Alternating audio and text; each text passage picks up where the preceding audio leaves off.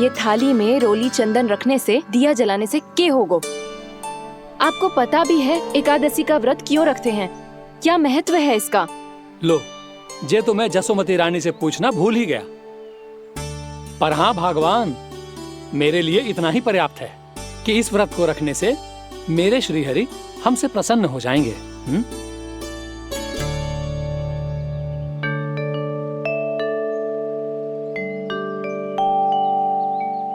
नारायण ही जाने ऐसे कैसे पूजा करते हैं जे श्री हरि की एक मूर्ति तक ना है इनके पास।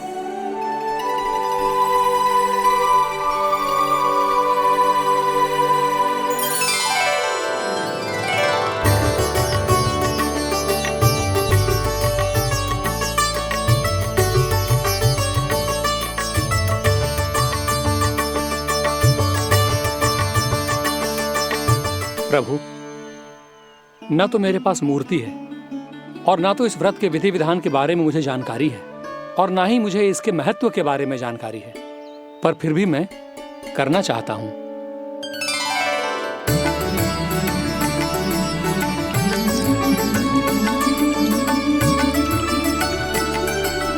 इसीलिए मैं दृढ़ संकल्प लेता हूं, पूरी निष्ठा के साथ, श्रद्धा के साथ और पूरी आस्था के साथ मैं इस व्रत को संपन्न करूंगा।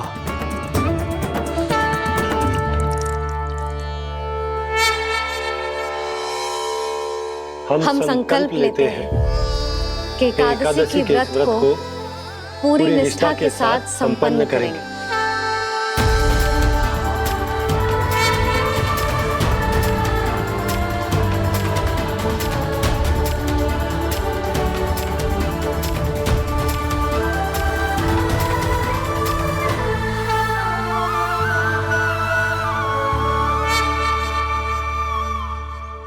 तुलसी जी के पत्ते तो हैं ही ना। श्री नारायण को तुलसी जी के पत्ते के बिना भोग ना चढ़तो है। जानकी, तुलसी के पत्ते कहाँ हैं? भाभी, मैं तो कब से यही पूछना चाह रही थी कि तुलसी के पत्ते लाऊं क्या, पर आप तो व्यस्त थी ना। तुझे कितनी बार समझाओ है ना, यदि तेरे कछु करने से किसी और की कोई हानि ना हो रही हो या किसी के अच्छे कार्य में सहायता हो रही हो तो मुझसे आज्ञा लेने की आवश्यकता ना है। समझ गई भाभी, आगे से जाना उनको। ले अभी लेकर आती हूँ।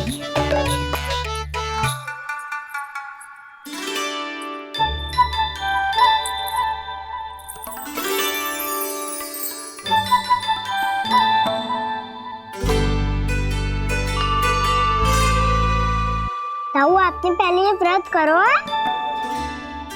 आपको इसका महत्व पता है? भाभी चलो। जानकी, तुमने ये व्रत करो है? फिर तुमको इसका महत्व पता है? सुमति जी, आपको पता है इसका महत्व? कान्हा, क्यों तंग कर रहे हो सबको? मैया, सबने करो ये व्रत, मुझे भी करना है।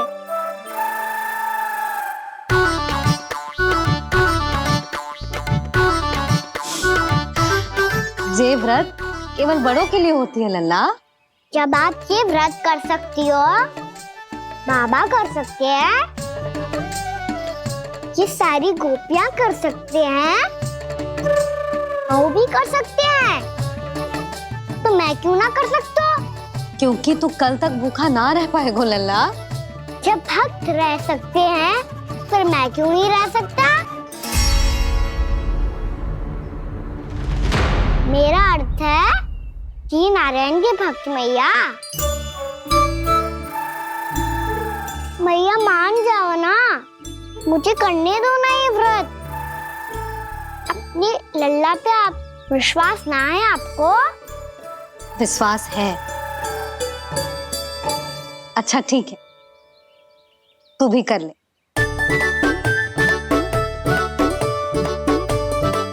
पर मैया, व्रत की कथा तो सुनाओ। मैं तो अबध हूँ ना, मुझे कैसा पता चलेगा ये व्रत करते क्यों हैं?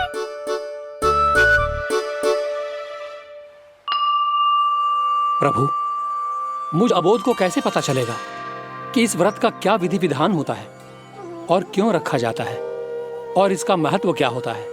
मुझे तो आप ही बता सकते हैं प्रभु। जब व्रत कर रहे हैं तब उसका महत्व भी पता होना चाहिए ना। बताओ ना मैया, क्यों रखते एकादशी का व्रत? इसके लिए तो तुझे एकादशी की कथा सुननी होगी। सुनेगो ना?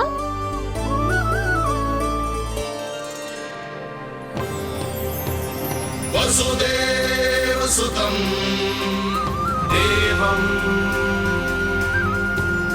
कंसचाणूरमर्दनम् श्रीहरि, यशोदा परमानन्दम् कृष्णं वन्दे जगद्गुरुम्। वाह प्रभु, अपने भक्तों को एकादशी व्रत का महत्व समझाने का अच्छा उपाय खोज निकाला है आपने।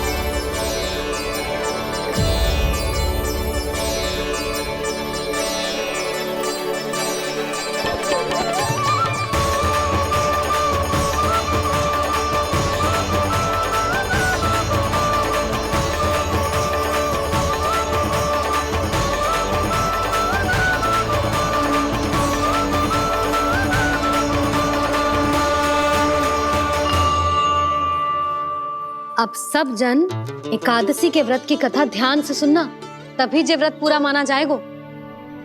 समझो लल्ला?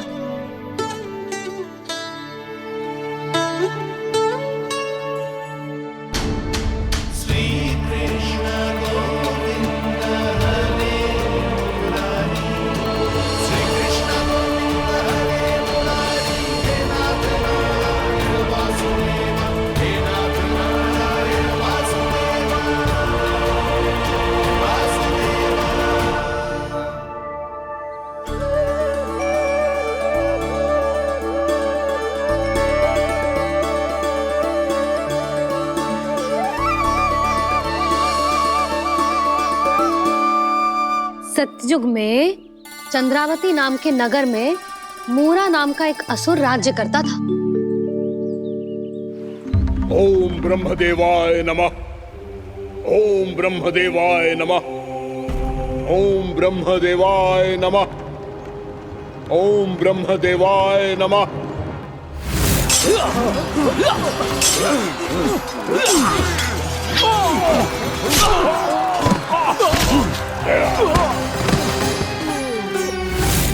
ओम ब्रह्मदेवाय नमः। ओम ब्रह्मदेवाय नमः। जब उसने देवताओं के हाथों असुरों की पराजय देखी, तब वो वरदान पाने के उद्देश्य से ब्रह्मा जी की तपस्या करने चला गया।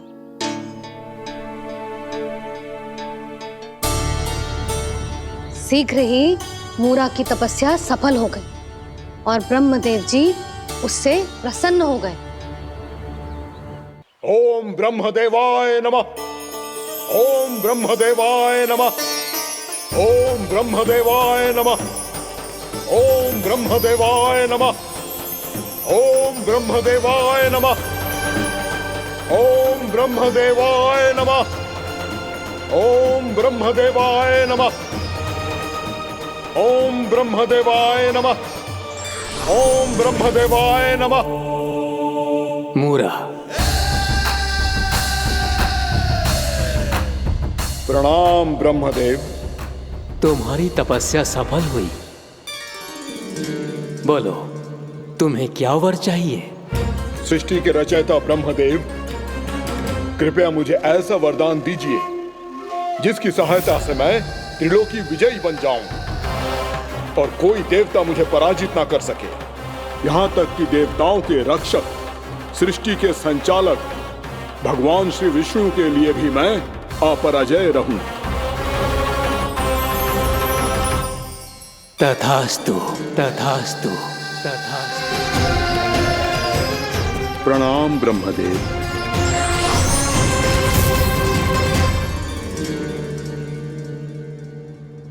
ऐसा वरदान पाकर मूरा बहुत अभिमानी होगा।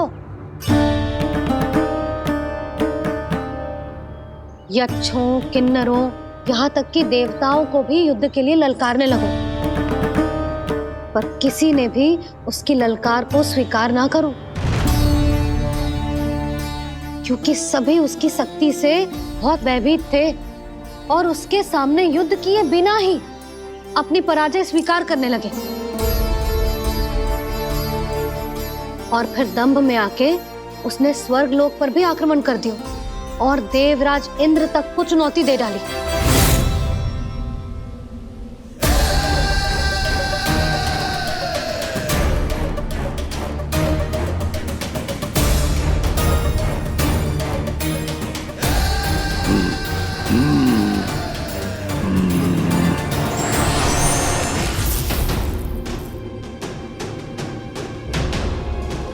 मैं प्रतीक्षा कर रहा हूं देवराज, क्या उत्तर है तुम्हारा?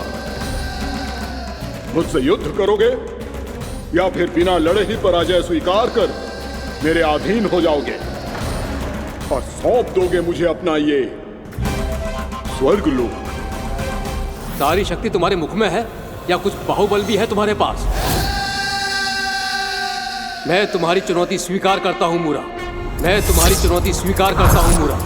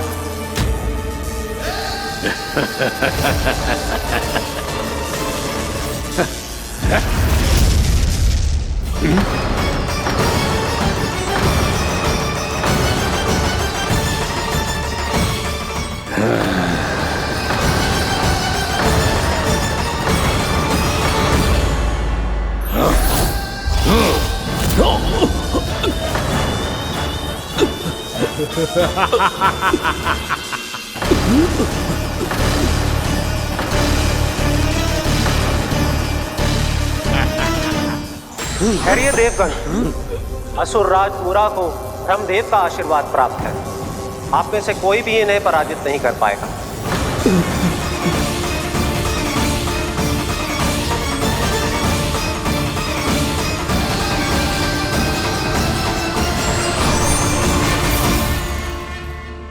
एक अवसर और देता हूं देवराज, युद्ध या अधीनता, क्या उत्तर है तुम्हारा देवराज?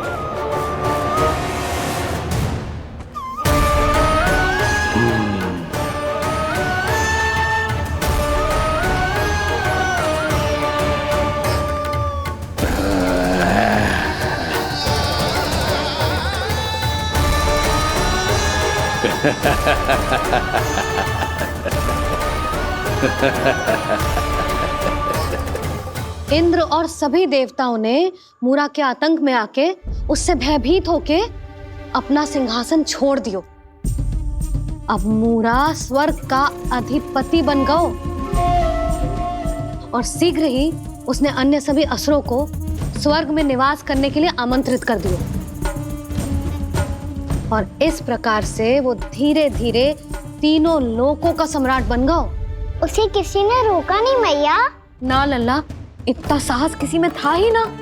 और फिर ये निश्चित करने के लिए कि भविष्य में किसी और असुर की मृत्यु ना हो, वो यमराज पे भी विजय प्राप्त करने के लिए यमलोक की ओर प्रस्थान कर दियो।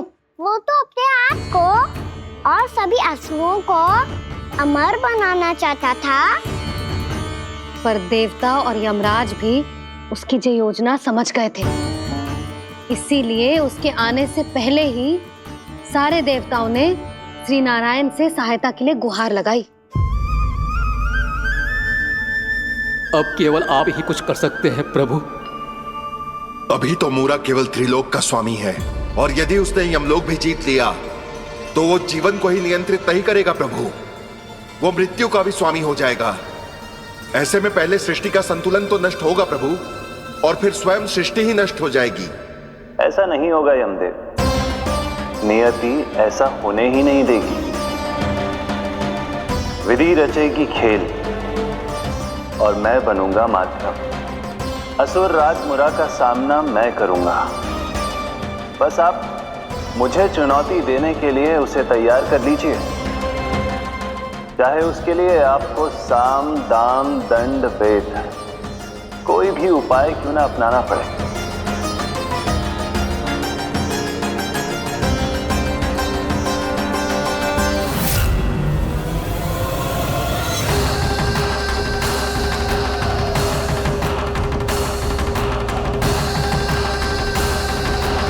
आप तो मेरी प्रतीक्षा में पहले से ही खड़े हैं यमदेव। तब तो आपने मेरी चुनौती के बारे में भी सुना ही होगा।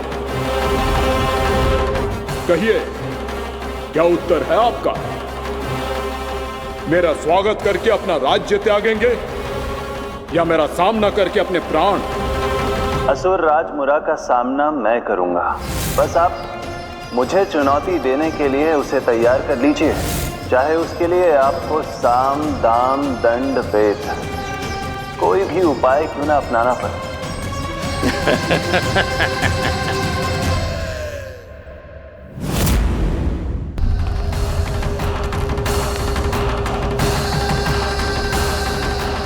आप तो मेरी प्रतीक्षा में पहले से ही खड़े हैं यमदेव। तब तो आपने मेरी चुनौती के बारे में भी सुना ही होगा। कहिए, क्या उत्तर है आपका?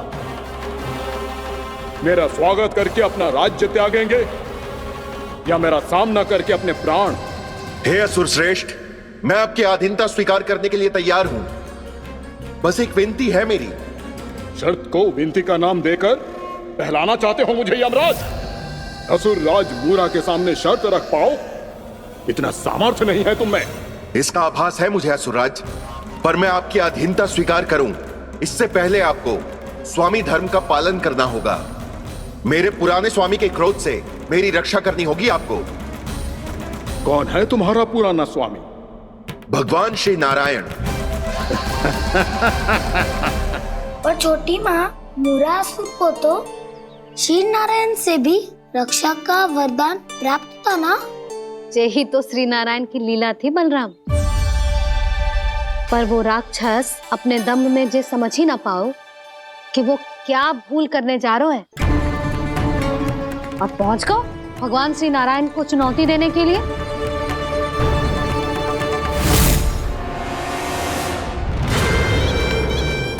वहीं ठहर जाओ असुर राज मुरा।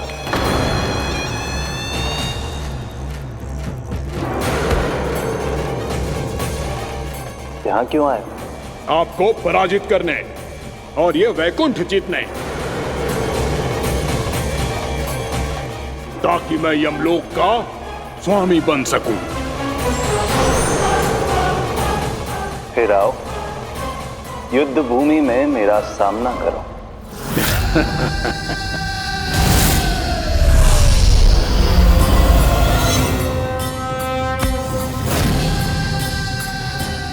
ये नहीं जानते कि इनसे ना हारने का वरदान तो मैं पहले ही प्राप्त कर चुका हूं, इसलिए युद्ध ठीक से आरंभ हो पाए उससे पहले ही इन्हें जीत लूंगा मैं।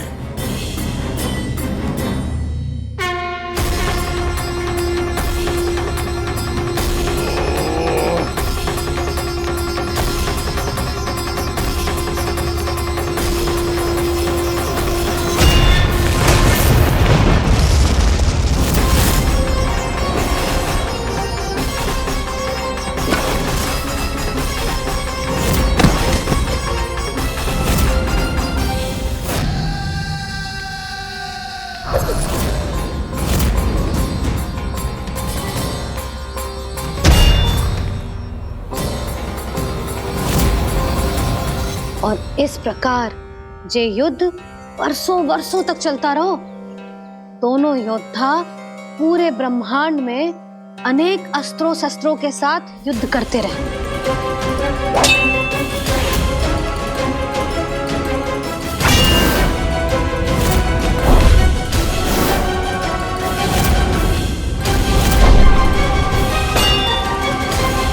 फिर क्या हुआ मैया?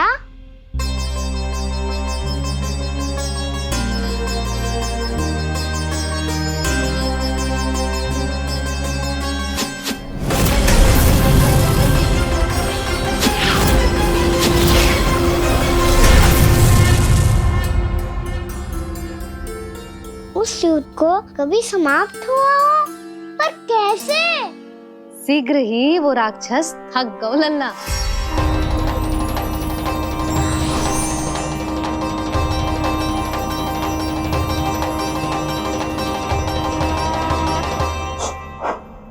खड़े खड़े देख क्या रहे हैं नारायण? आक्रमण कीजिए, वध कर दीजिए मेरा।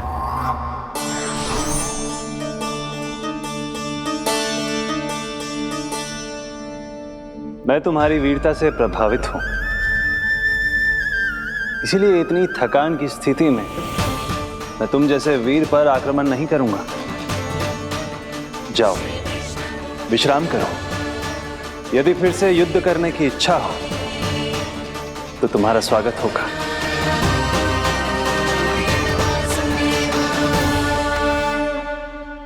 जे कह के श्री नारायण बद्रिका आश्रम चले गए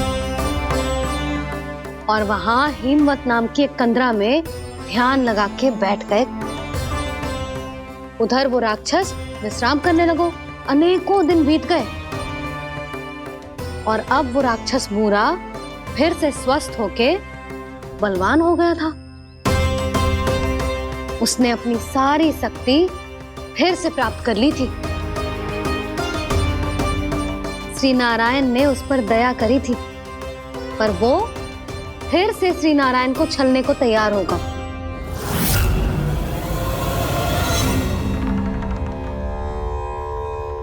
ध्यान में बैठे बैठे श्री नारायण योग निद्रा में चले गए, पर दुष्ट मूरा इसी अवसर का लाभ उठा के उनकी कंदरा में घुस आयो ताकि वो सोते हुए श्री नारायण पे आक्रमण कर सके।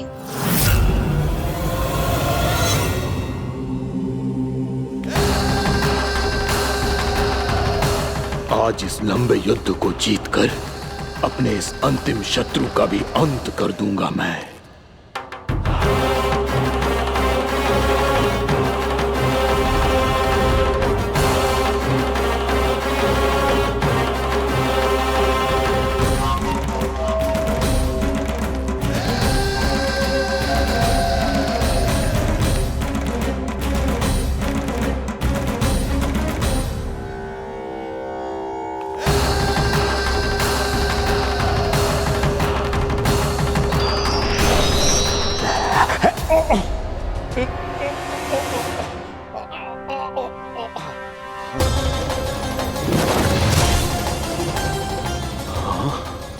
दुष्ट राक्षस,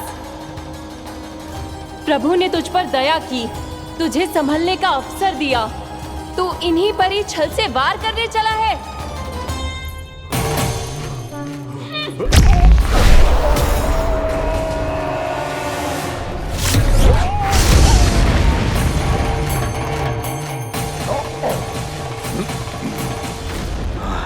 मैं अजय हूँ, मुझे कोई पराजित नहीं कर सकता। ब्रह्मा का वरदान है मुझे। तूने नारायण से अपराजय होने का वरदान मांगा था मूर्ख, उनकी शक्ति से नहीं। ध्यान से देख, मैं तेरी मृत्यु हूँ, मृत्यु।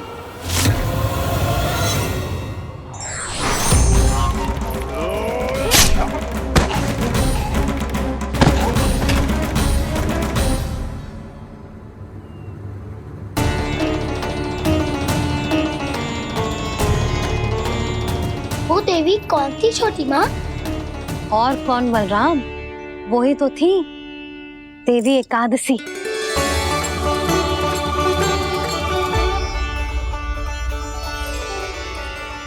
मुझे क्षमा कीजिए प्रभु, आपकी आज्ञा के बिना ही युद्ध करके आपके शत्रु को मृत्यु के घाट उतार दिया।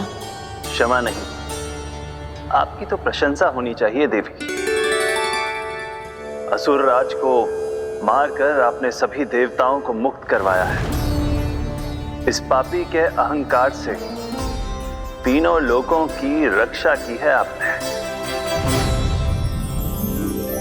आप एकादशी की तिथि पर मेरी एकादश इंद्रियों से उत्पन्न हुई हैं। इसीलिए मेरे सभी भक्त आपको उत्पन्न एकादशी के नाम से जानेंगे। सभी तिथियों में आपका स्थान सर्वश्रेष्ठ होगा। जिस तरह आपने राक्षस के आक्रमण से मेरी रक्षा की है, उसी प्रकार एकादशी के दिन व्रत करके जो भी भक्त आपकी कथा सुनेगा, मैं स्वयं उसकी रक्षा करूंगा। जो आपकी पूजा करेगा उसे मेरी विशेष कृपा प्राप्त होगी और उसके साथ साथ उसे मिलेगा धन, सिद्धि और मोक्ष।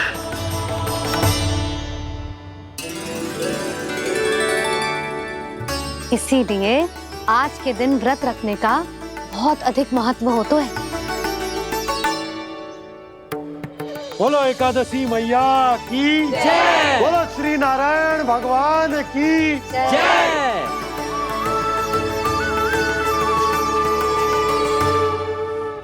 प्रभु की कृपा से एकादशी का महत्व भी पता चल गो और मेरा व्रत भी सफल होगा।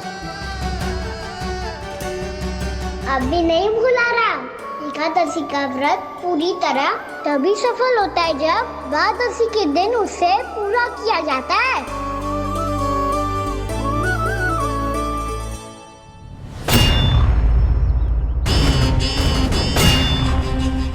आवश्यक है आपको यह आभास होना कि उस विष्णु अवतार को पराजित करने के लिए आपके साधारण योद्धाओं में वो सामर्थ्य नहीं है। वो विष्णु अवतार कुछ अधिक ही असाधारण है।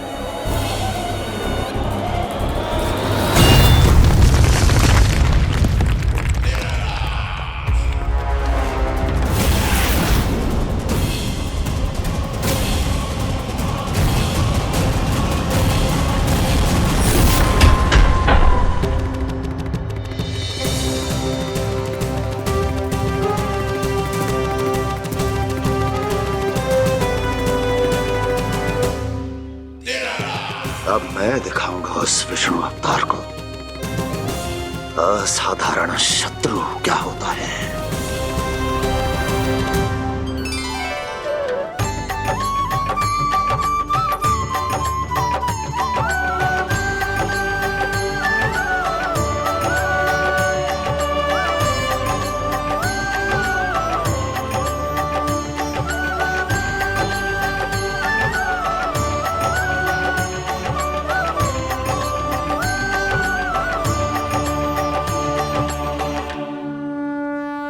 मामा अधीर हो रहे हैं, पर मैया ने मुझे अभी तक बाहर जाने की आज्ञा नहीं दी है। अभी उन्हें किसी और राक्षस को यहाँ भेजने से रोकने के लिए मुझे ही कुछ करना होगा।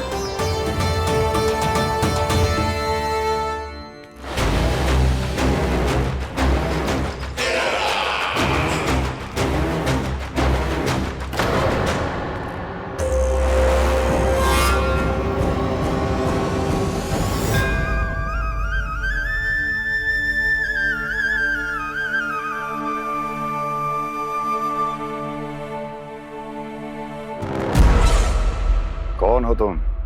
बचपन से ही मुझे मारने का सपना देख रहे हैं, सिर्फ मुझे ही नहीं पहचानते।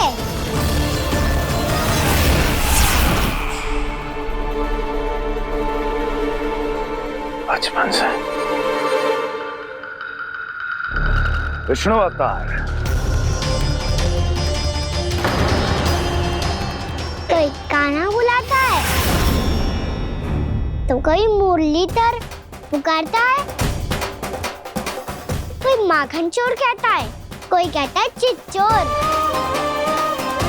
पर विष्णु अवतार इस नाम से तो बस आप ही मुझे बुलाते हो मामा जी। इतना साहस कि तू यहां आ गया।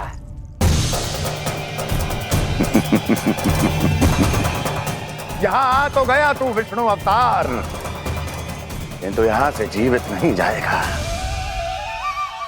तेरे इस शीश को तेरे धड़ से अलग कर दूंगा मैं।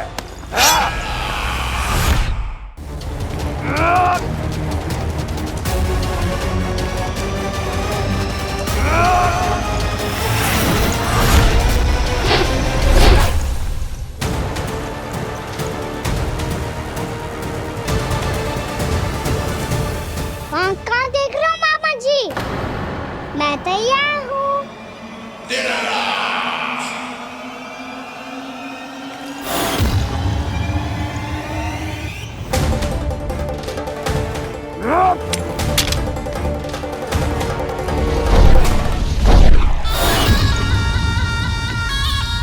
मामा जी, आप सदैव इसी तरह क्रोध में रहते हो क्या?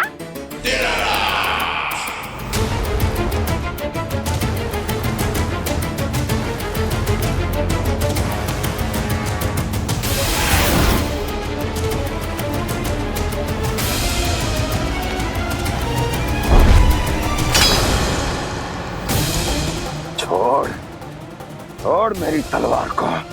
छोड़ो तो तब जब पकड़ा हूँ।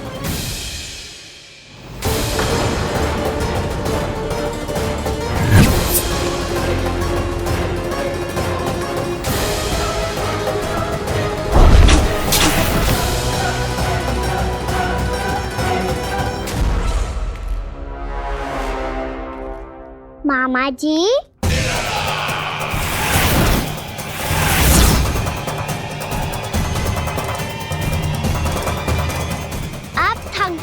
थोड़ा विश्राम कर लो। आपका तो पता नहीं, मैं अवश्य थक गया हूँ।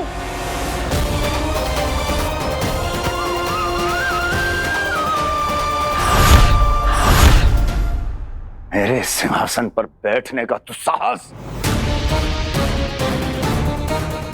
अभी तो बस अभ्यास कर रहा था मामा जी। भविष्य में मुझे तो बैठना है यहाँ।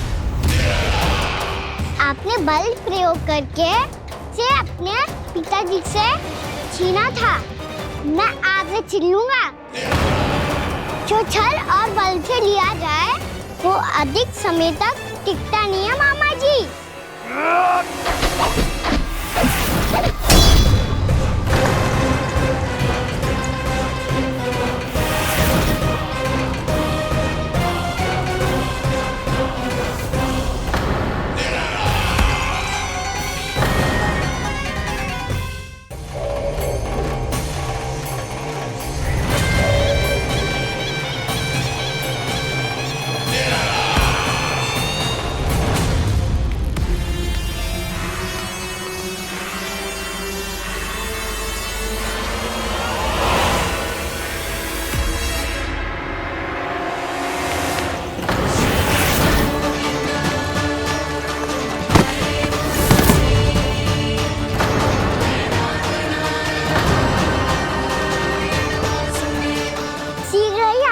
सिंहासन छोड़ना होगा।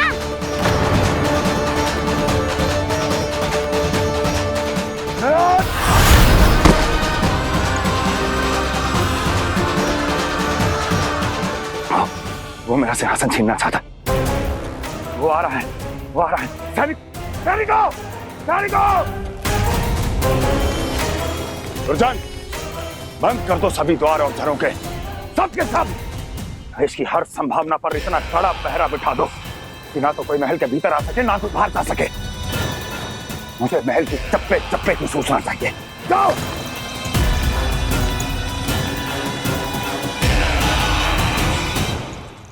सिंहासन।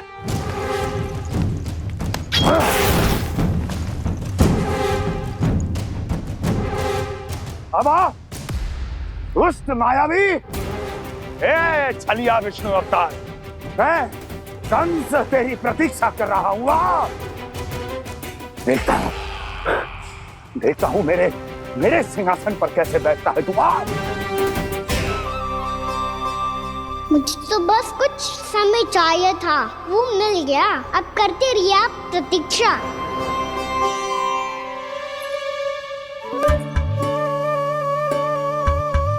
जी अपने आप से बातें क्यों कर रहे हैं जी?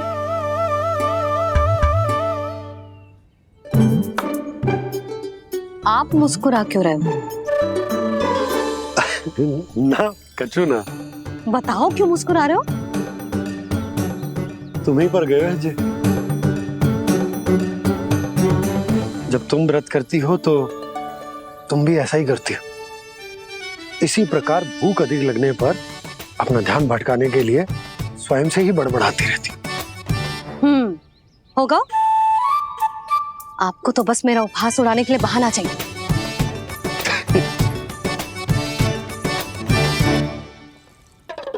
लल्ला, भूख लगी है? ना मैया, व्रत करे तो भूख कैसे लगेगी?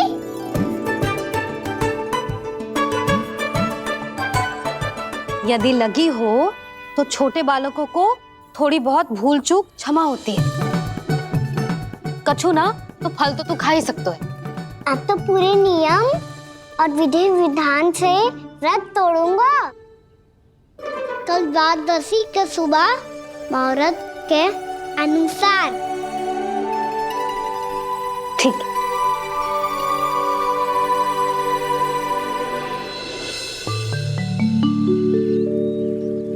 लल्ला, एकादशी समाप्त हो गई है, द्वादशी लग गई है। अब तू व्रत तोड़ सकते है। भोजन कर ले। ले।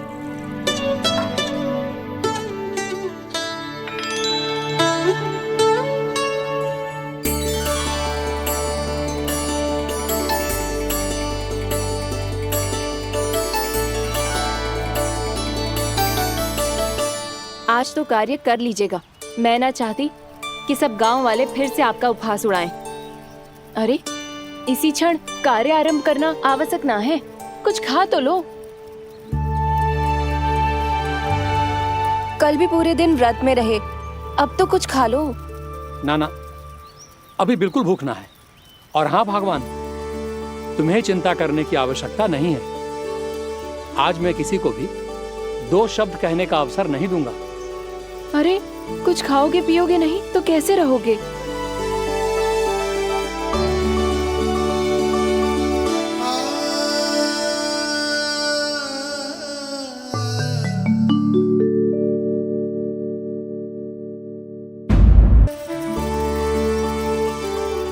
अरे, इसी क्षण कार्य आरंभ करना आवश्यक ना है। कुछ खा तो लो।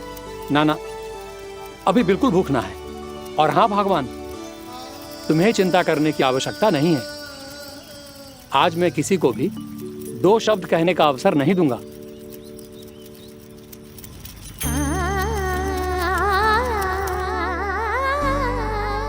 ठहर, मैं तेरे लिए मट्ठा लेके आती हूँ।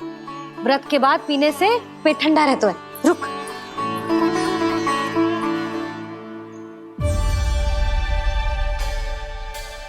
भक्तों ने अभी तक व्रत नहीं तोड़ा है, मैं कैसे तोड़ लूं? भूख कहाँ से होगी? श्री हरि नाम से पेट तो भर लेते हो। श्री हरि श्री हरि श्री हरि।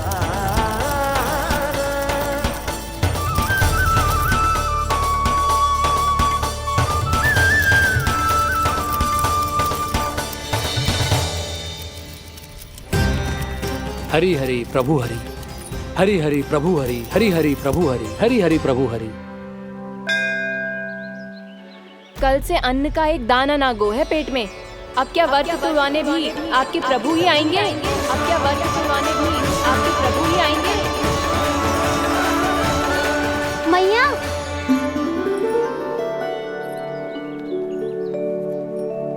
मैया पहले व्रत तोड़ के कछु खा तो लो। अभी ना, लौट के आने के बाद। हाँ,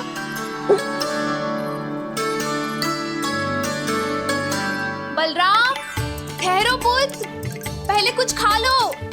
व्रत तोड़ना आवश्यक होता है। मैया ने एकादशी का महत्व बताया। लगता है मुझे सबको द्वादशी पर व्रत तोड़ने समाप्त करने का महत्व बताना होगा। हरि हरि हरि हरि हरि मेरे हरि।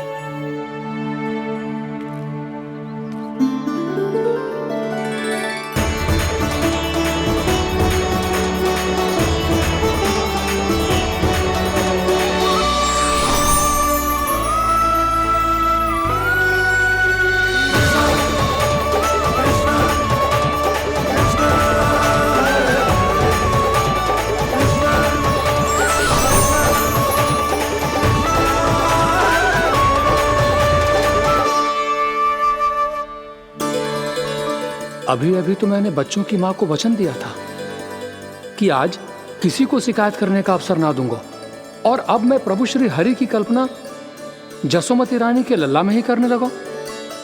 ना ना, ये ठीक ना है।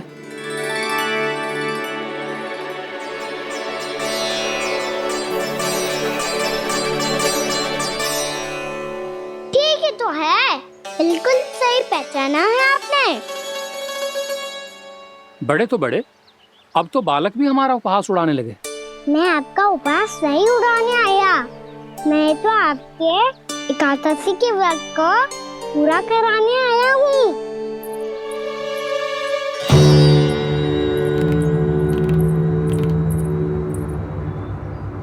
कान्हा,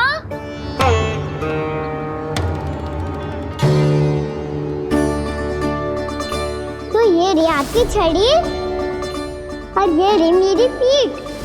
सेक देना तापड़ तोड़। आज तो इसकी पीठ सेक के रहूंगी मैं। मैया घर पे भूखी मुझे ढूंढ रही होगी। लो, आज द्वादशी के दिन पहले प्रहर में भोजन करके अपना एकादशी का व्रत पूरा करो आप। धन्यवाद राजकुमार, पर अभी हमें भूख नहीं है। बहुत सारा काम पड़ा है, और अभी थोड़ी ही देर में शंकरी बहन भी अपनी मटकी लेने आती होंगी।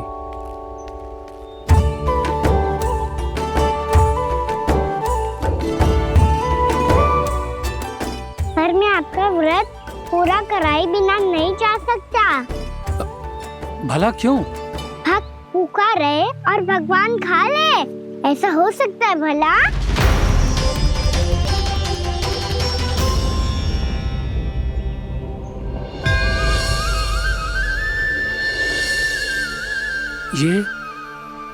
ये कैसा भ्रम हो रहा है मुझे? मुझे लगता है अपना काम करना चाहिए। द्वादशी के पहले प्रहर में व्रत पूरा करना बहुत आवश्यक होता है, ना तो एकादशी का व्रत भी पूरा ना मानो जातो। इतनी सारी ज्ञान की बातें तुम्हें कैसे पता है लल्ला?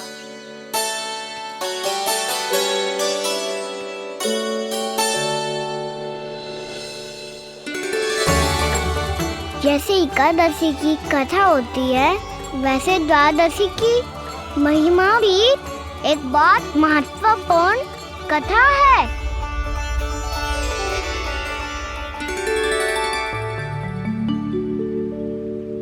कैसी कथा?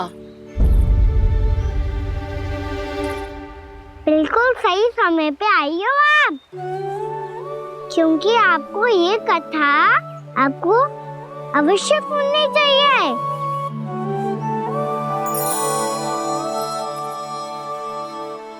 मुझे क्यों? पहले सुन तो लिया, फिर स्वयं ही पता चल जाएगा। बहुत समय पहले एक राजा हुआ करते थे, राजा अम्बरीश। भगवान श्री हरि के बहुत बड़े भक्त थे। ओम नमो नारायणाय। ओम नमो नारायणाय।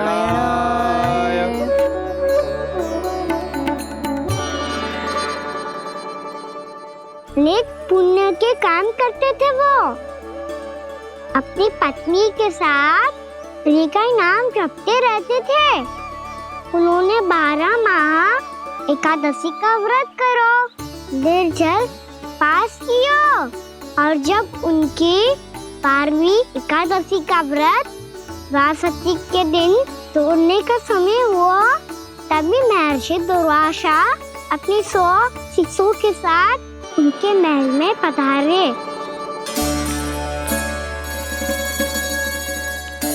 प्रणाम स्वीकार करें महर्षि। आप जैसे महान ऋषि मेरे राज्यसभा में आए, वो भी ऐसे अवसर पर जब मैं और मेरी पत्नी निरंतर 12 एकादशियों के बाद अंतिम एकादशी का व्रत तोड़ेंगे। इससे बड़े सौभाग्य की क्या बात हो सकती है हमारे लिए। आज आपके साथ साथ मेरा और मेरे शिष्यों का एकादशी व्रत भी पूरा होगा। संभव है प्रभु की इच्छा यही हो कि हम सब अपना व्रत एक साथ तोड़ें। ये तो अत्यधिक प्रसन्नता की बात है महर्षि। तो फिर ठीक है, हम सब यात्रा से थके हैं। व्रत तोड़ने से पहले हम स्नान करना चाहते हैं। जैसी आपकी इच्छा महर्षि। जब तक आप लोग लौटेंगे तब तक आपके सारे प्रबंध यहाँ हो चुके होंगे।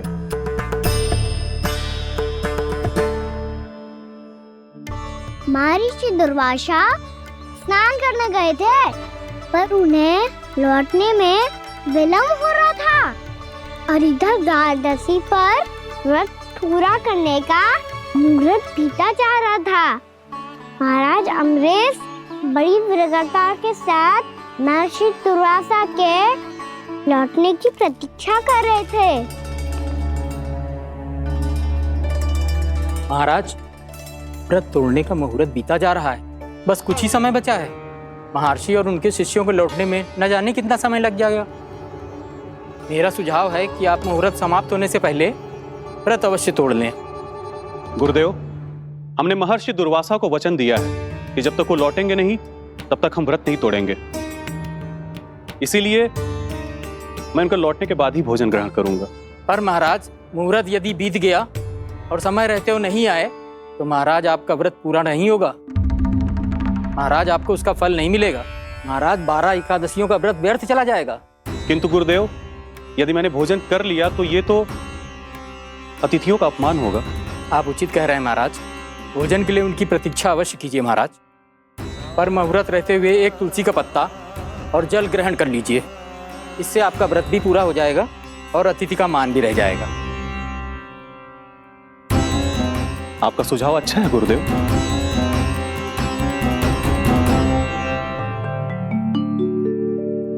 जैसे ही महाराज ने तुलसी का पत्ता खाया, वैसे ही महर्षि दुर्वासा लौट आए। महाराज,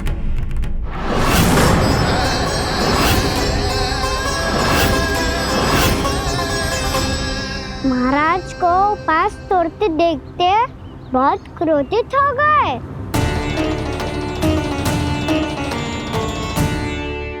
बहुत बड़े भक्त हैं आप, परंतु आप ये नहीं जानते अपने अतिथियों के साथ कैसा व्यवहार करना चाहिए। आपने हमें साथ भोजन करने का वचन दिया था, पर अपना व्रत क्यों तोड़ा आपने? महर्षि, मैंने भोजन नहीं ग्रहण किया। कहीं मुहूर्त न निकल जाए इस कारण मैंने एक तुलसी का पत्ता ग्रहण कर लिया। 56 भोग खाया हो या एक पत्ता, अपना व्रत तोड़कर अतिथियों का अपमान किया है, मेरा अपमान किया है। अब आपको दंड भोगना होगा ताकि आप सीख पाएं कि अतिथियों के साथ कैसा व्यवहार होना चाहिए।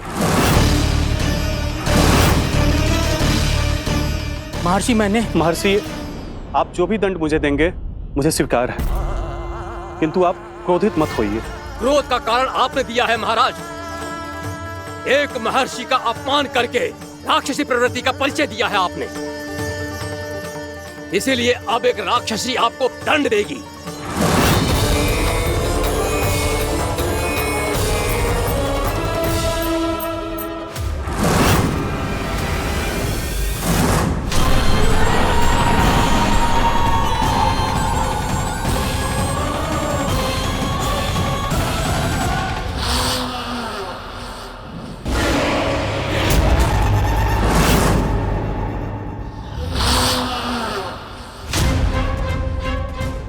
हे प्रभु, यदि मैंने सच में महर्षि का अपमान करने की भूल की हो तो मैं उसका परिणाम भोगने के लिए प्रस्तुत हूं।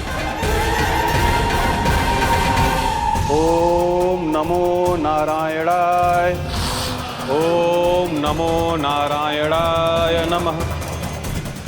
महर्षि दुर्वासा को यह आभास ही नहीं था कि महाराज अम्बरीश ने उनका अपमान नहीं किया था, फिर भी उसे अपमान मान के वो श्री नारायण के भक्त पे संदेह कर रहे थे। मैंने भी तो भोला राम की भक्ति पे संदेह किया था।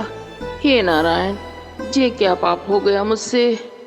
संदेह किसी अपमान से कम ना हो तो, और भगवान सब सह सकते हैं, पर उनके प्रिय भक्तों का अपमान सहन ना कर सकते, इसीलिए उन्होंने अस्थिचेप करने का निर्णय लिया।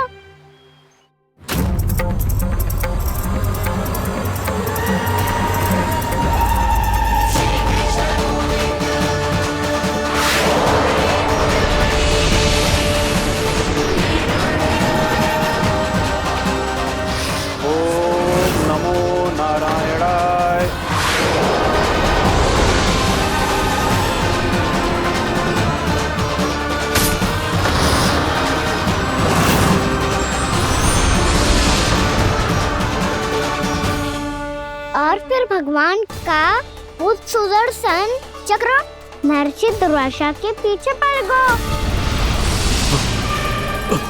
ये चक्र तो मेरी ओर बढ़ रहा है। ओम नमो नारायणाय। ये कैसे संभव हो सकता है? कोई रोको इसे, कोई रोको इसे।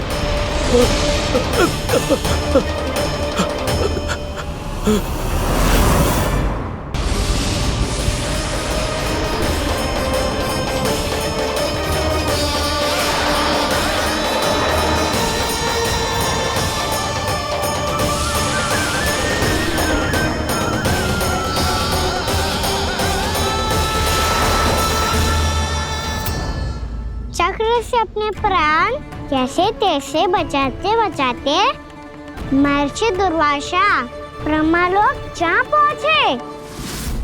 ब्रह्मदेव रक्षा कीजिए, ब्रह्मदेव सहायता कीजिए, मुझे बचाइए ब्रह्मदेव, रक्षा कीजिए। ये सुदर्शन चक्र मेरे प्राणों के पीछे पड़ गया है, मुझे बचाइए ब्रह्मदेव, मुझे बचाइए।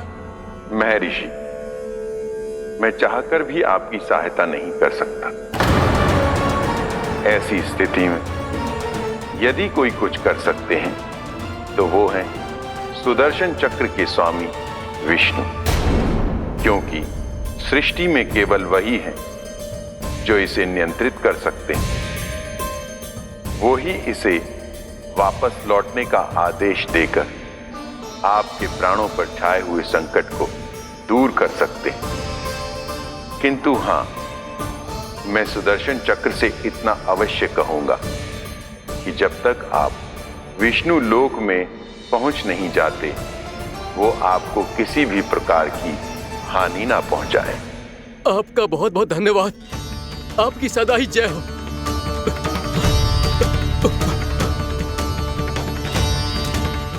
फिर क्या था? भागते भागते महर्षि दुर्वासा सीधे भगवान श्री हरि के शरण में बैकुंठ पहुंच गए। त्राहिमाम प्रभु, त्राहिमाम, मुझे बचाइए, मेरी सहायता कीजिए प्रभु, मेरी सहायता कीजिए। मैं आपके इस चक्र और ऊर्जा से नहीं भाग सकता प्रभु, कृपया करके अपने सुदर्शन को रोकिए, इसे वापस लीजिए प्रभु। यह असंभव है महर्षि। एक बार सुदर्शन चक्र मेरे हाथों से छूट जाए तो अपना उद्देश्य पूरा किए बिना, मेरे भक्तों की रक्षा किए बिना वापस नहीं लौटता। कोई तो उपाय होगा प्रभु, कृपया करके मेरे प्राण बचाइए प्रभु। मैं सुदर्शन की ऊर्जा से जलकर भस्म नहीं होना चाहता प्रभु। आप जो कहेंगे मैं करूंगा प्रभु, मेरी सहायता कीजिए प्रभु, मेरी सहायता कीजिए। मुझे नहीं लगता कि आप वो कर पाएंगे। मैं अवश्य करूंगा, मैं अपनी प्राण रक्षा के लिए कुछ भी करूंगा प्रभु। आपने मेरे भक्त राजा अम्बरीश को भक्ति का कर्तव्य निभाने के लिए अपमानित और दंडित किया है महर्षि, पर भक्त की रक्षा करना भगवान का कर्तव्य है। इसलिए यदि आप भक्त राजा अम्बरीश के पास जाकर क्षमा याचना करें और यदि वो आपको क्षमा कर दे तो ही ये चक्र आपके प्राण लिए बिना लौट सकता है। अन्यथा आप तो जानते हैं महर्षि, मेरे भक्त का अपमान मेरा अपमान। भक्त का अपमान भगवान के अपमान से कम ना हो तो है। महर्षि दुर्वासा को भी ये बात समझ आई और फिर उन्होंने महाराज अम्बरीश से क्षमा याचना की। महाराज महाराज महाराज महाराज महाराज, मुझे क्षमा करें महाराज, मुझसे बहुत बड़ी भूल हो गई महाराज, मुझसे बहुत बड़ी भूल हो गई महाराज। महर्षि, आप हमारे चरण छुए ये उचित नहीं। महाराज, महाराज अम्बरीश, आप नारायण के सच्चे भक्त हैं। मैंने आपको अपमानित किया, दंडित करने का प्रयास किया महाराज। इस अपराध के लिए मुझे क्षमा कीजिए महाराज, और इस सुदर्शन चक्र से मेरे प्राण बचाइए महाराज।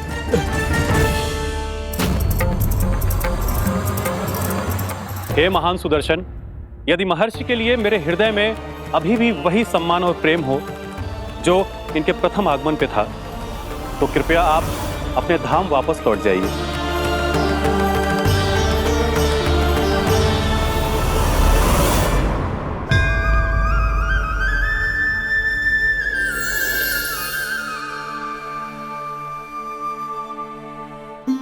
आपका बहुत बहुत धन्यवाद महाराज अम्बरीश।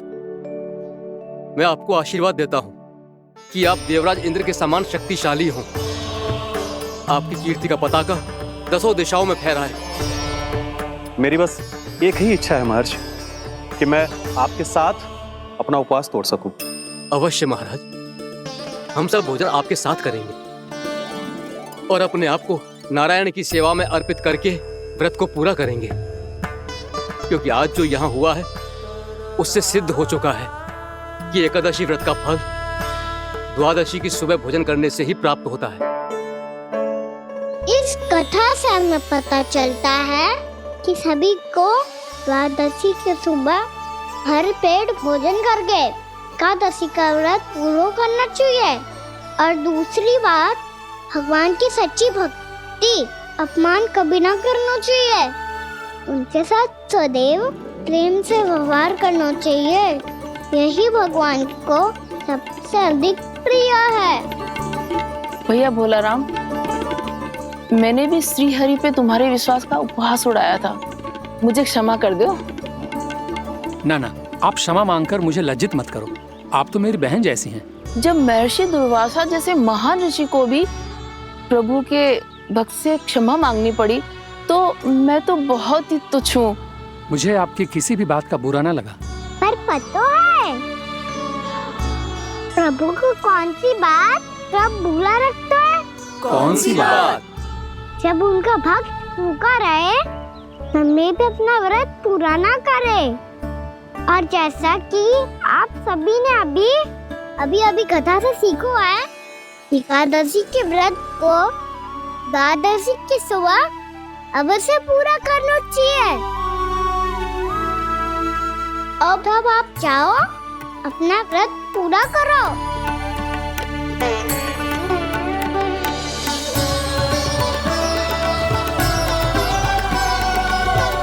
मैं आपके लिए जल लेके आती हूँ।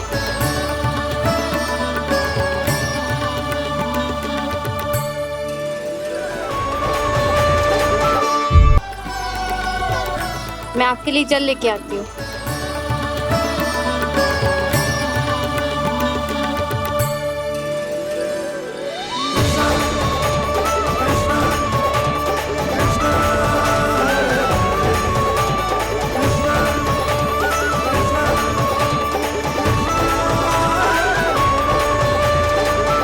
लो खाओ।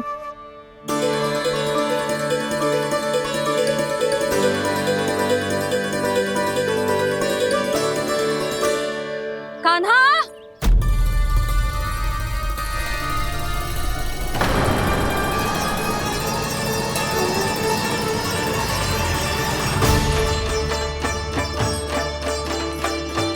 बोलो काका, सिगरेट छुपा लो मुझे, मैया आ रही है, बहुत क्रोध में लगती है।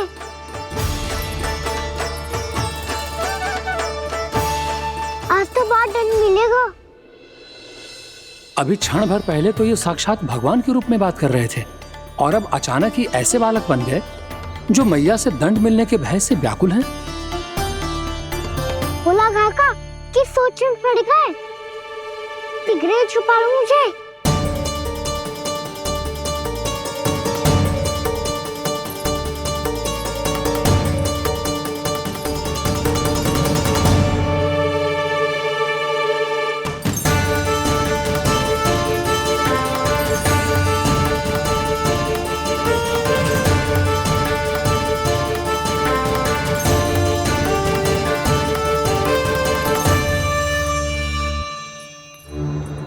भोलानाथ जी, कान्हा को देखो है क्या? मैंने तो अपने प्रभु को देखा है। मैं अपने लल्ला को ढूंढ रही हूँ, उसे देखो है आपने? वही तो मैं भी कह रहा हूँ जसोदा रानी, मैंने सिर्फ और सिर्फ अपने प्रभु को देखा है। ये तो अब भी अपनी भक्ति में ही खोया हुआ है। इससे पूछ के कछु लाना है, मुझे ही ढूंढना पड़ेगा।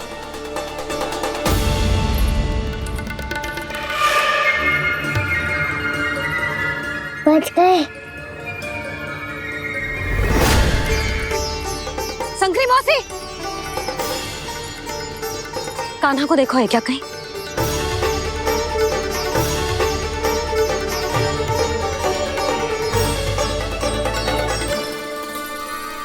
बोला गंगा, मुझे शीघ्र निकालो ना यहाँ से। भैया फिर से इधर ही आ रही है। सब कहते थे श्री हरि मेरे घर ना आ सकते। देखो आज प्रभु आ गए, उन्होंने अपने हाथ से मेरा व्रत पूरा कराया।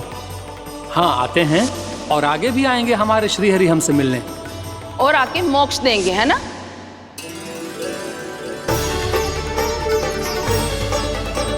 शीघ्र निकालो ना भोला काका, भैया आ रही है। मैं ना निकालूं? मेरा अर्थ है मैं निकालूंगा, अवश्य निकालूंगा, पर तब तक नहीं निकालूंगा जब तक आप मेरी सारी बातें मान नहीं लेते हैं। कौन सी बात? प्रभु मुझे मोक्ष प्रदान कर दीजिए प्रभु। तथास्तु। ना ना ना प्रभु, मेरे साथ साथ मेरे परिवार को भी मोक्ष दे दीजिए। तथास्तु। अब तो निकाल दो, मैया देख लेंगी। ना प्रभु, मेरे परिवार के साथ मुझसे जुड़ी हुई हर वस्तु, जीव जंतु, प्राणी, गाय बैल भैंस, सभी को मोक्ष प्रदान कर दीजिए प्रभु। तथास्तु। प्रभु आप सच में अद्भुत हैं। मैंने जो मांगा आपने बिना सोचे समझे सब प्रदान किया। मैं ही अपनी मांगे बढ़ाता रहा। प्रभु प्रभु मुझे क्षमा कर दीजिए, प्रभु मुझे क्षमा कर दीजिए।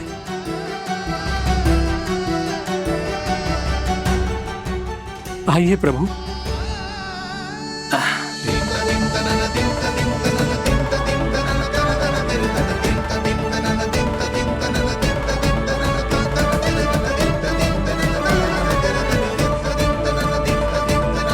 प्रभु आप तो प्रभु हो, हरि हो, भगवान हो। आप चाहते तो इस मटके से स्वयं निकलकर बाहर आ सकते थे, फिर मेरी आपने हर इच्छा क्यों पूरी की? क्योंकि मेरे भक्त की इच्छा पूरी करने में मुझे भी प्रसन्नता मिलती है। ना तो मैं अपने भक्तों का अपमान सह सकता हूँ और ना ही उनकी इच्छा अधूरी रहने दे सकता हूँ।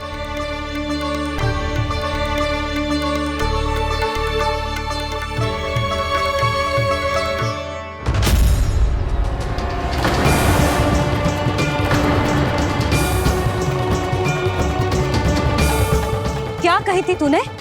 हाँ, कि तू फिर से छल ना करेगा।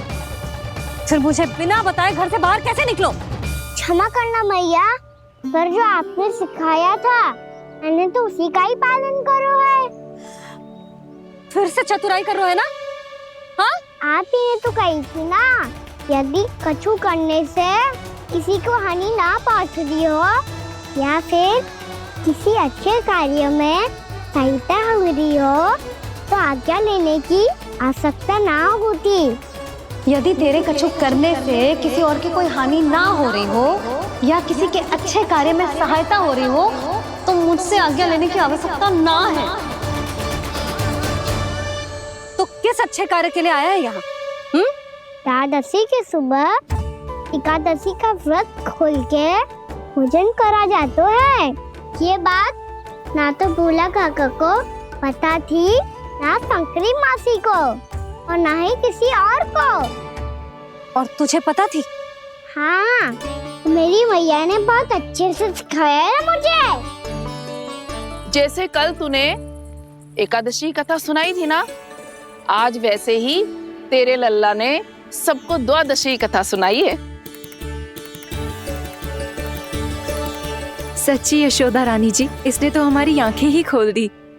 और भाभी, सच तो ये है कि मुझे भी ना पता था कि ये इतना बड़ा ज्ञानी है और इतना अधिक समझदार।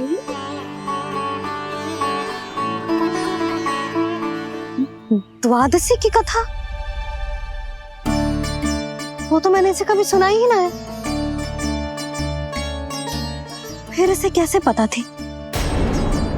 रानी जी, जो स्वयं भगवान हैं, भला उन्हें कैसे कुछ नहीं पता होगा। मैंने तो इन्हें पहचान लिया, और हाँ, आप सब लोग भी इन्हें अपने अंतर्मन की आंखों से देखिए, हो सकता है इन्हें पहचान पाएं। ये कोई और नहीं है, श्री नारायण है, मेरे श्री हरि, मेरे प्रभु। जय श्री हरि।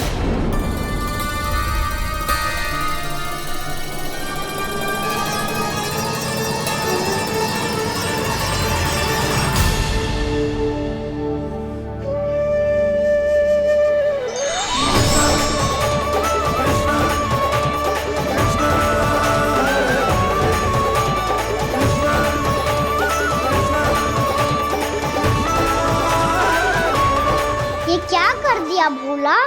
जिस रास्ते को मैंने इतनी कठिनाई से बचा के रखा था, सबके सामने उसे उजागर कर दिया तुमने।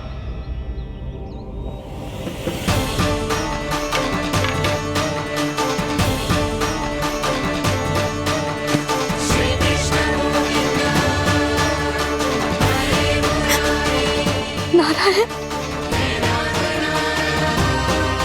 नारायण, श्री नारायण।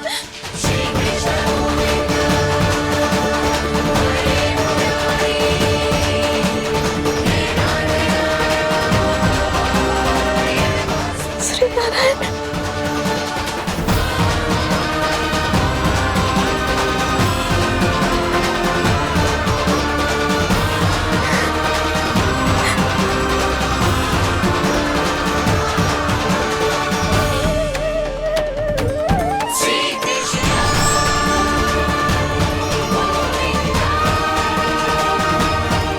श्री नारायण प्रभु।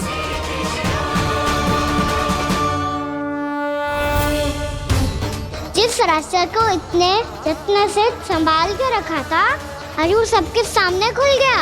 और तो और मेरा भेद मैया को भी पता चल गया। बाबा सब कहते रहे, पर मैंने एक न मानी। सबने कही थी कि आप भगवान हैं, पर मैं मूर्ख आपको पहचान ही ना पाई। कितनी अभागी हूं मैं।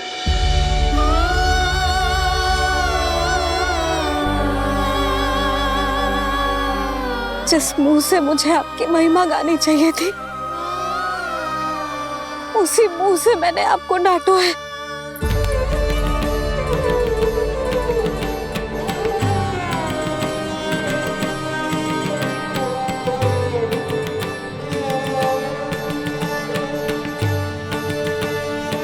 जिन हाथों से मुझे आपके चरण छूने चाहिए थे, उन हाथों से मैंने आपके कान पकड़े।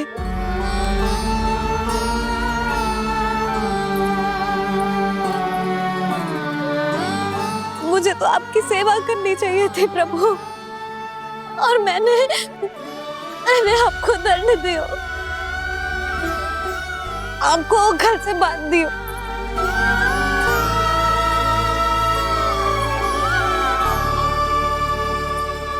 बावली हो गई थी प्रभु।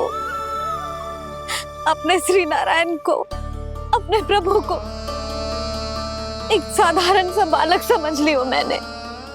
मैं आपके लिए भगवान नहीं हूँ मैया, साधारण बालक ही हूँ, बस आपका लल्ला। बुद्धि भ्रष्ट हो गई थी, भूल पर भूल करती चली गई। आज भी आपके पीछे पीछे छड़ी लेकर दौड़े चले आए।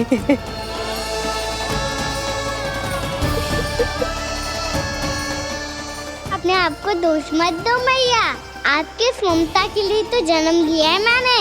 हमारा मन बदलने मत दो, मेरे लिए वही पुरानी भैया बनी रहो आप, और मुझे रहने दो आपका वही नटखट लल्ला। मुझे क्षमा कर दो प्रभु, मुझे क्षमा कर दो। बाबा ये कैसा अंत हो गया आज? मैया तो मुझे भगवान मानने लगी, पर मैं इसे स्वीकार नहीं कर सकता। अभी नहीं बाबा, इतनी शीघ्र नहीं। आप ऐसे खड़े क्यों बाबा? कुछ ऐसा करो ना कि मैया फिर से मेरे मैया बन जाए। उनकी दृष्टि में भक्ति नहीं, ममता चाहिए मुझे। कान्हा, मेरे सामर्थ्य में हो तो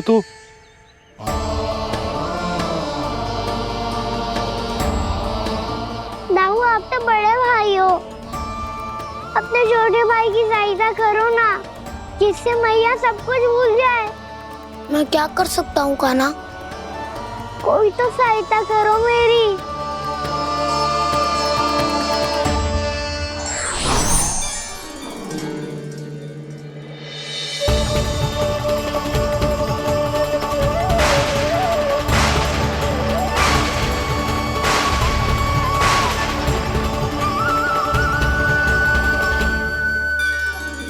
अपने आप को संभालिए प्रभु।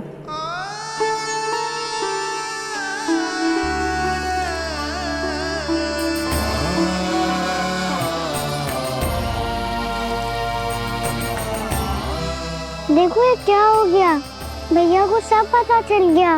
अभी तो मुझे मैया की ममता का शौक पूरी तरह मिला ही नहीं था। योग माया,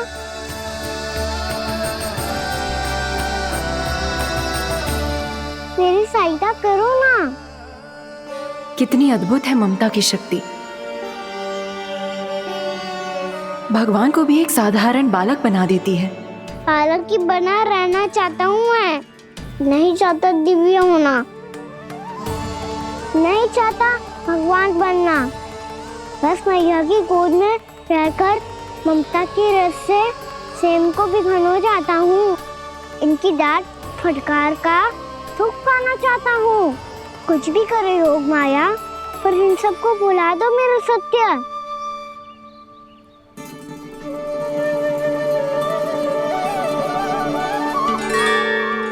पर इन्हें तो मोक्ष का वरदान मिल गया है प्रभु,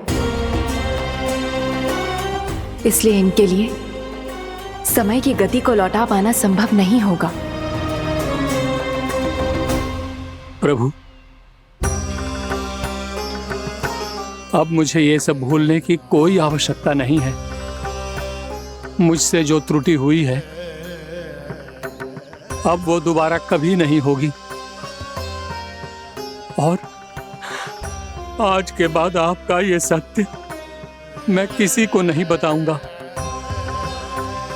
प्रभु, क्योंकि मुझे पता चल गया है कि आपका यशोमती मैया के लल्ला बने रहना कितना आवश्यक है।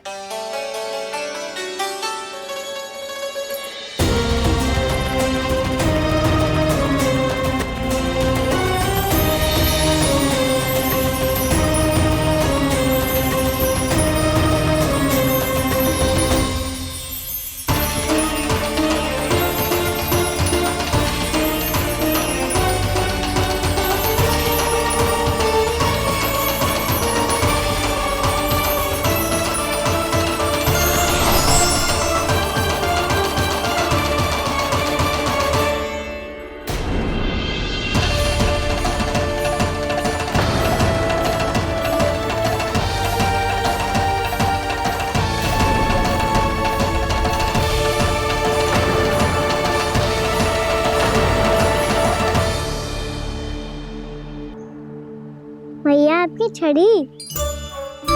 पहले चुपके से भाग जातो है, फिर स्वयं ही छड़ी भी पकड़ा रो है?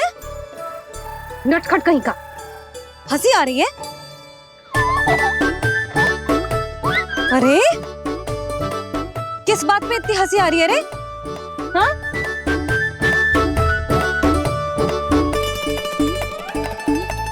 आपकी लीला अद्भुत है प्रभु, और अद्भुत है आपका मैया के प्रति प्रेम। हंसी ना है मैया, ये तो प्रसन्नता है, अपने मैया से मिल जाने की प्रसन्नता।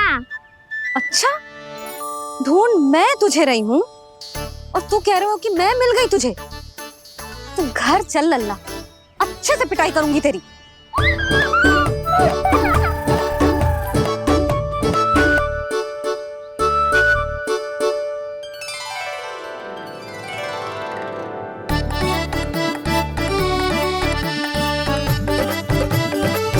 जब पिटाई से गाल लाल होंगे ना तेरे, तब हंसी बंद होगी तेरी। चल।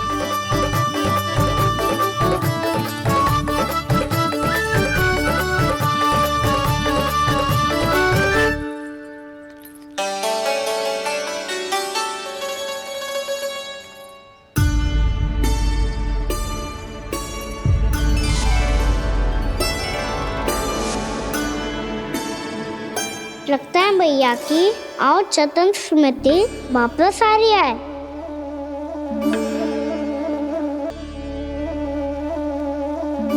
यशोदा, क्या होगो? ना कछु ना। आपको बताऊंगी तो और हंसेंगे मुझ पे। बोल दो, मैं उपास ना उड़ाऊं, सच्ची। देखो देखो इसे कैसे हंस रहा है। मेरे हाथ में छड़ी है, मैया क्रोधित है, पर जे तनिक में भय ना लग रहा है इसे? हाँ, हंसे जा रहा है।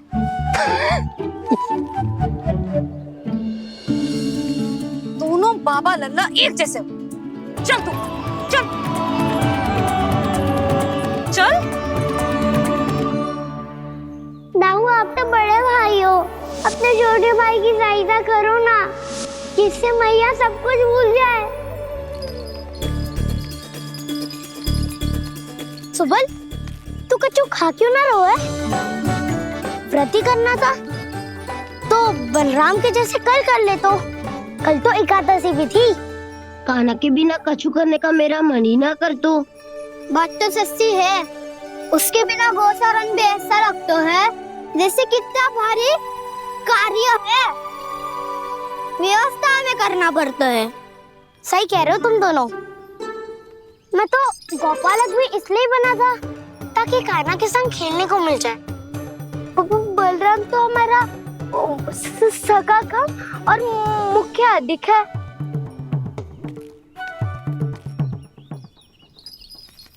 रुक जाओ, तुम सब कुछ देर विश्राम कर सकते हो।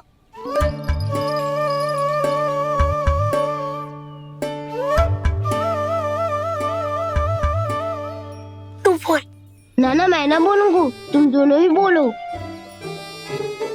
और तुम सबका सखा पहले हूँ और टोली का मुखिया बाद में, इसलिए घबराने की आवश्यकता नहीं है। जो भी बात है बिना हिचक बता सकते हो मुझे। तो फिर कुछ ऐसा करो ना कि कान्हा फिर से हमारे साथ गोचारण करने के लिए आने लगे।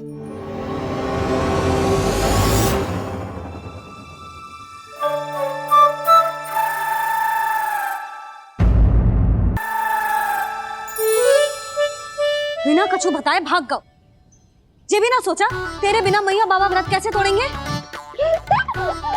देखो देखो अभी भी हंस रहा है। क्या होगा ऐसे? रुक, प्रसाद लेके आती हूँ। क्षमा कर दो मैया, पर जैसा आपके लिए मैं हूँ वैसे ही मेरे लिए मेरा भक्त, इसीलिए भोला राम का व्रत तोड़वाने जाना आवश्यक था।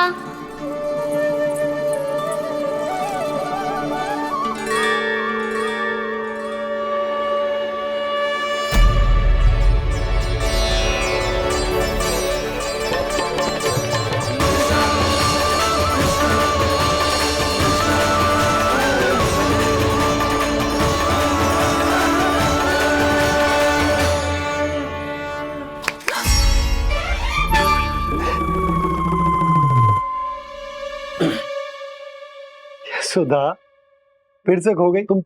अरे कौन से स्वप्न लोक में चली जाती हो तुम बार बार? हमें भी बताओ।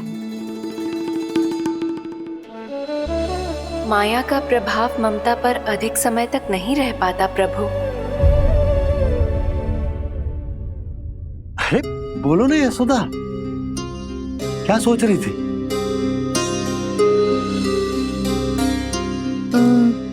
मैंने ना श्री नारायण को देखो है। हाँ तो वो तो मैं भी देख रहा हूँ, यही तो है हमारे सामने। ये वाले ना, तो मैंने साक्षात श्री नारायण को देखो है, वो भी अपने कान्हा के भीतर देखो। कान्हा के भीतर?